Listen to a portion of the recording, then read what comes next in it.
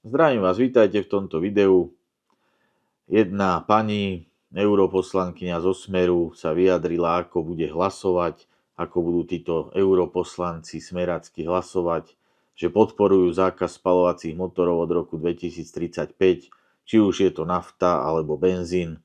My vlastne chceme obmedziť používanie alebo výrobu spaľovacích motorov v Európskej únii, aby sa používali už od roku 2035 len, alebo vyrábali sa iba autá, ktoré nemajú spaľovací motor, čiže tie klasické benzínové, dízlové motory, a aby sa vlastne tým pádom podporovala zelená energia a využívanie takých technológií, ktoré nepoužívajú spaľovací motor.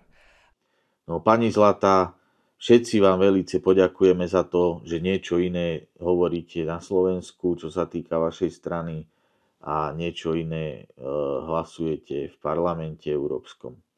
Určite tých niekoľko desatín alebo stotín percenta emisí, ktoré vyprodukujú auta v Európskej únii, tak to spasí svet, vymiznú všetky choroby, bude každý deň slnko svietiť, všetci budú vysmiatí, ako sme zachránili planetu, prejdeme za hranice Európskej únie a tam bude rovnaký bordel ako doteraz. Vy si v prvom rade uvedomte, že tie autá sú o ničom.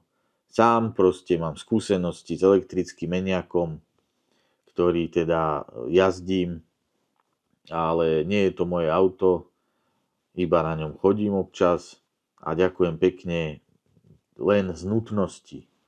Čiže keď je ten Enyaq, ktorý stal 45 alebo 50 tisíc eur, plne nabitý, tak okrem toho, že vnútri všetko vrzgá, ale to sa netýka tohto videa, tak to auto bez svetiel, kúrenia, klimatizácie s veľmi ľahkou nohou na plyne prejde 300 až 350 km.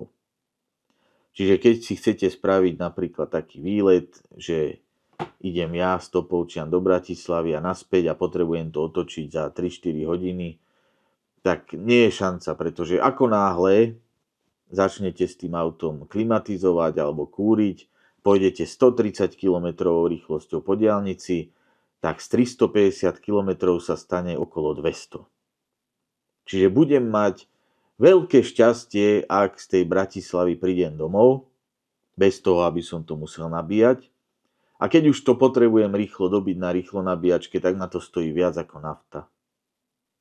A to ešte nehovorím o tom, čo bude za 5-6 rokov s tým autom. Proste vy si to uvedomte, vy sa tam vyvážate svoje zadky na 8 valcoch a na nemeckých limuzínach a vystupujete usmiatí, jak tá gynekologička, čo tam máte vedúcu.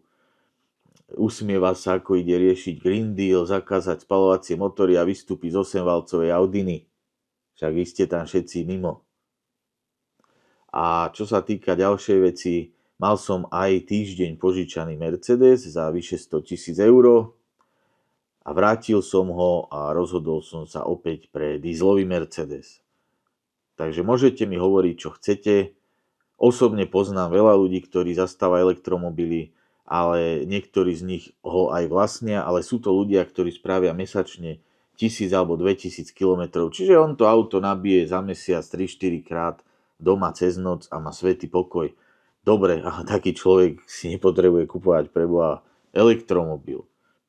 Zbytočne vyhodené peniaze.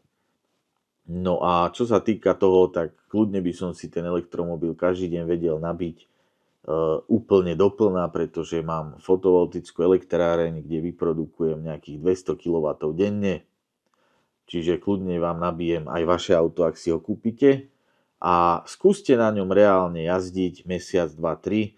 Skúste reálne chodiť na nejaké vaše stranické výjazdy na elektromobile, že ráno sadnete aj s predsedom do auta v Bratislave a budete mať ísť na otočku do Košic a naspäť, aby ste to stihli za jeden deň.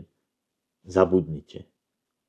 A preto vám ešte raz chcem poďakovať, že toto idete zase schvaľovať, hlasovať, bez toho, aby ste si to reálne vyskúšali. A potom to tu tak všetko na tejto planete vyzerá.